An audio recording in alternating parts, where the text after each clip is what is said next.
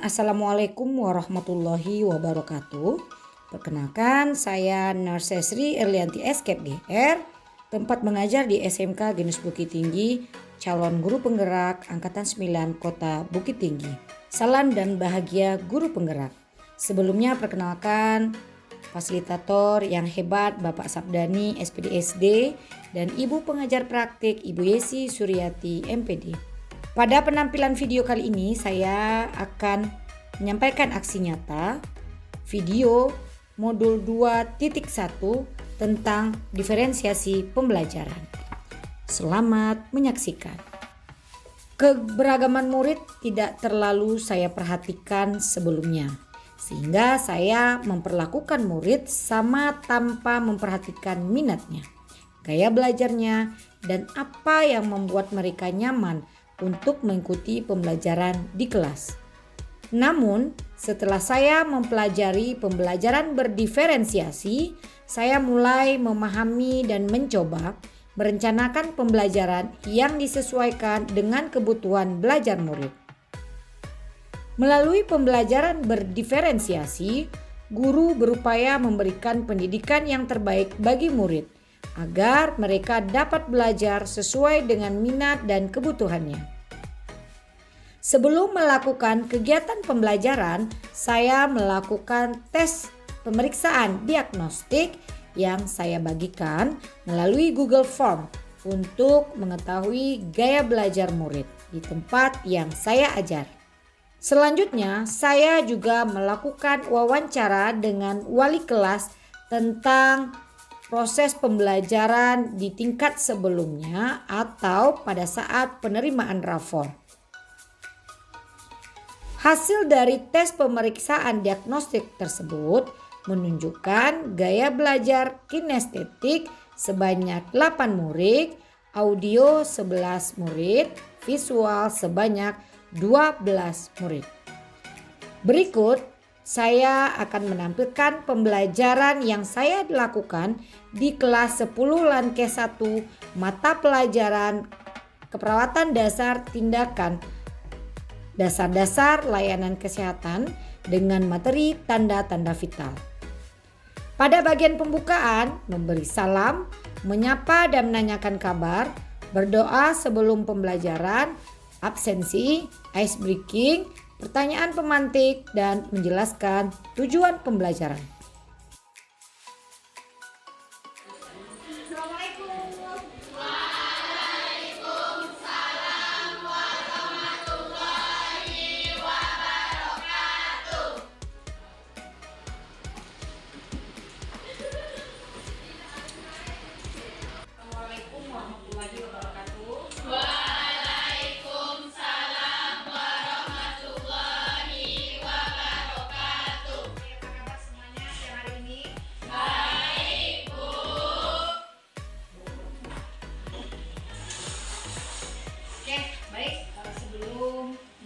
Dimulai pembelajaran hari ini, silakan kepada ketua kelas untuk menyiapkan kelasnya untuk siap untuk belajar dan silakan dipimpin untuk berdoa. Siap, gerak. Doa mulai.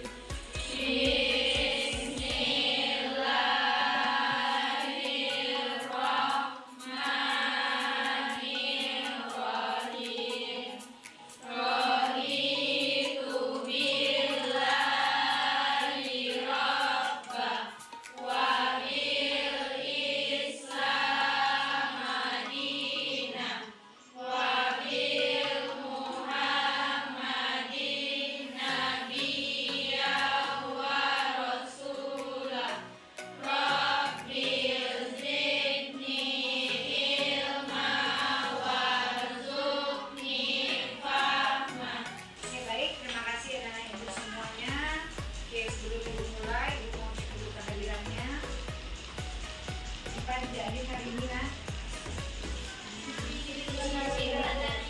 Boleh satu-satu tunjuk tangan, boleh yang bilang siapa siapa silakan tunjuk tangan. Yang mau menyampaikan siapa tidak hadir hari ini nak. Silakan kata kuncinya nak. Oh sakit ya? Besoknya hadir ya nak ya. Dulu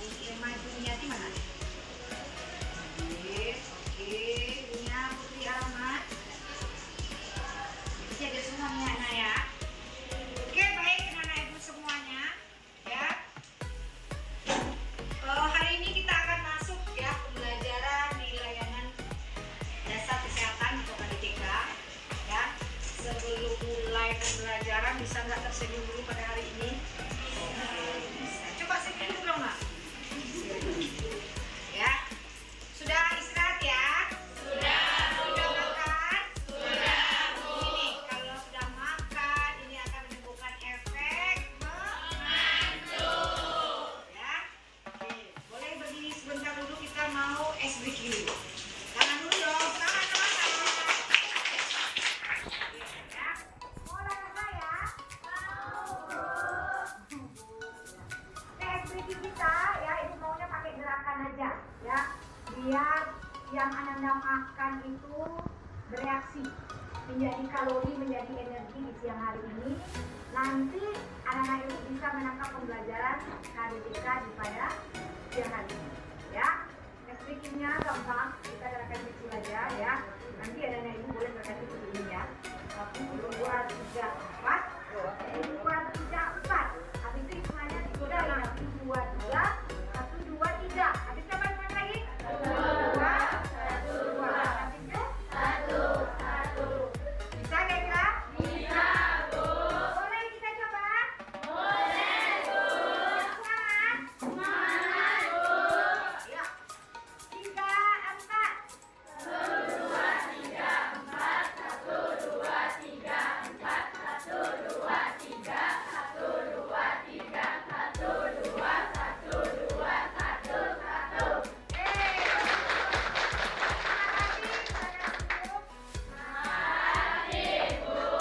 Satu lagi, penyemangat kita hari ini. Ya, masih nilai sekolah kita? Masih, Bu. SMK? Bisa.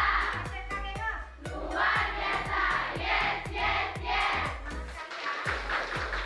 Penting tanda-tanda vital menurut sepemahaman Ananda terlebih dahulu. Maka dari itu nanti kita akan kupas apa sih tanda-tanda vital itu, apa sih tujuannya, ya, dan apa saja tanda-tanda vital yang harus kita lakukan dan kita periksa kepada pasien tentunya pada saat kita memberikan asuhan layanan kesehatan. Ya. Oke, silakan anak-anak ibu ya.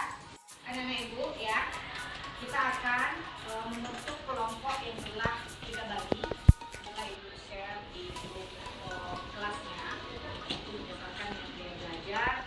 Silakan kelompok 1, kelompok 2, kelompok 3 ya, bergabung dengan kelompok. Silakan.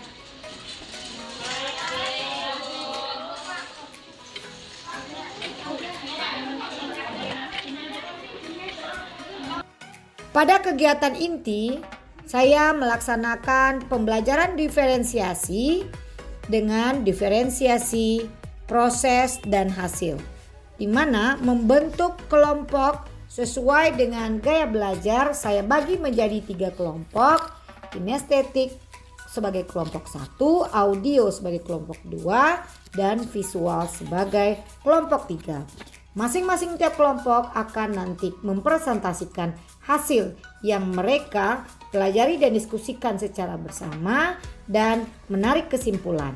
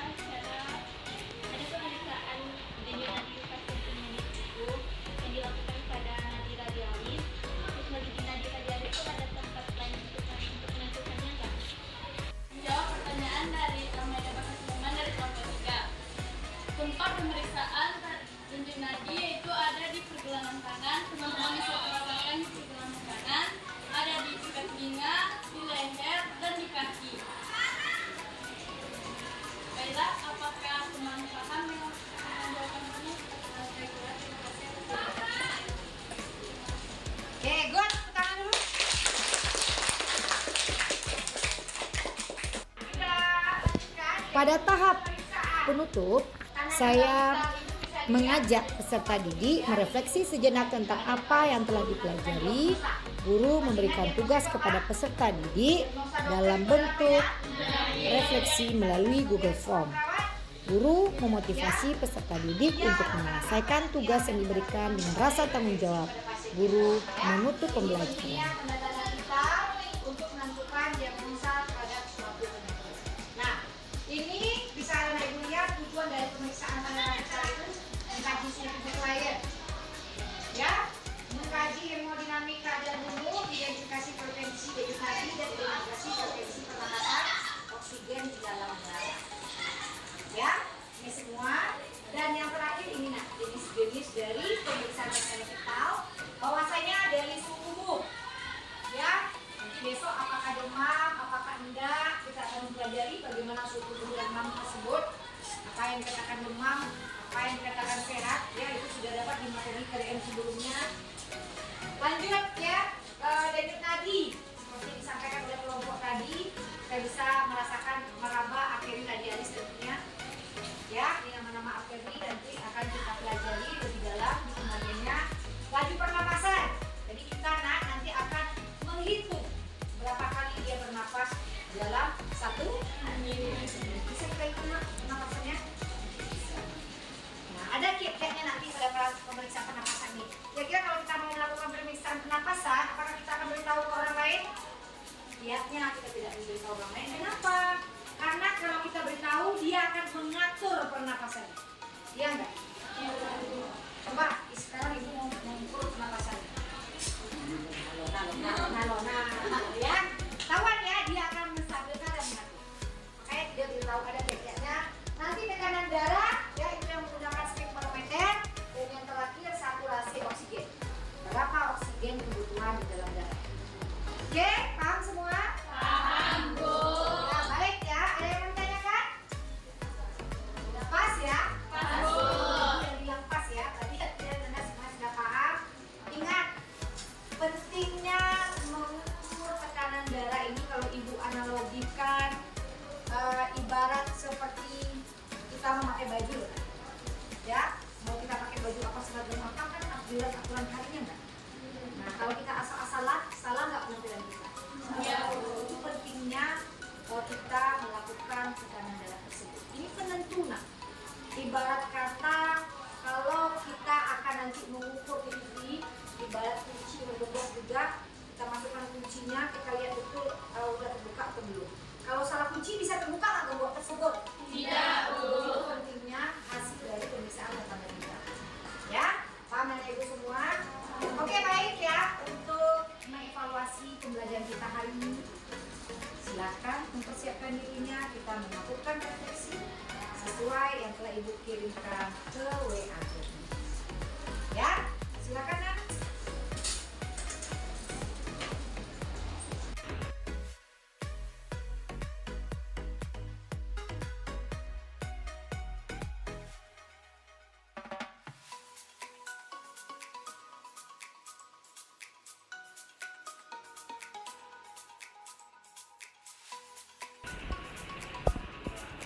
Oke, baik ya, terima kasih ya, anak-anak Ibu telah menjawab, telah melakukan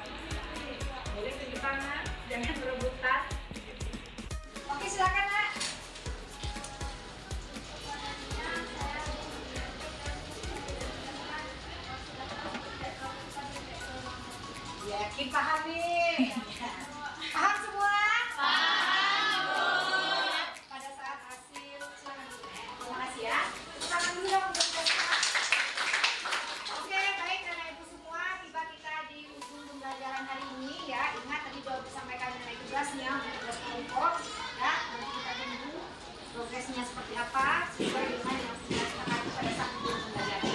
Ya, baik anak ibu semua, ya sebelum ikut pembelajaran kali ini, ya ingat bikinkan hidup kita berguna bagi orang lain. Ya, artinya apa? Setiap apa yang Anda perbuat, apa yang akan Anda lakukan, ingatlah orang tuanya.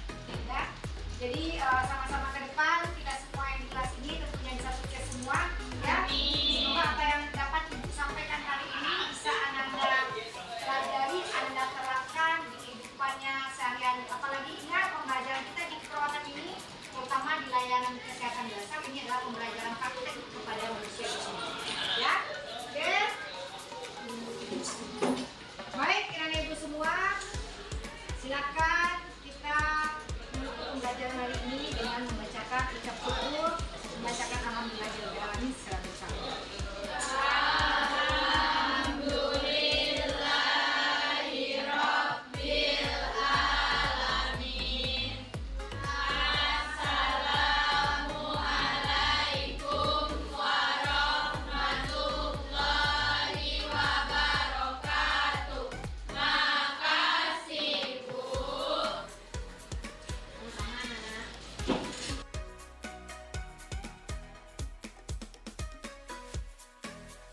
Untuk berdiferensiasi hasil, siswa akan mengumpulkan dalam bentuk tugas berupa PDF, TikTok, dan hasil dari Canva.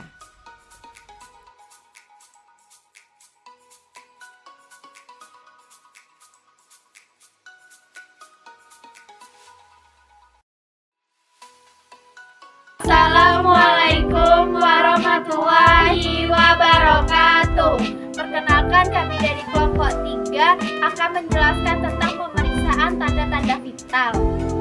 Pemeriksaan tanda-tanda vital adalah suatu tindakan yang dilakukan oleh tenaga kesehatan untuk mendeteksi suatu gangguan atau kelainan pada pasien untuk membantu dokter mendiagnosis.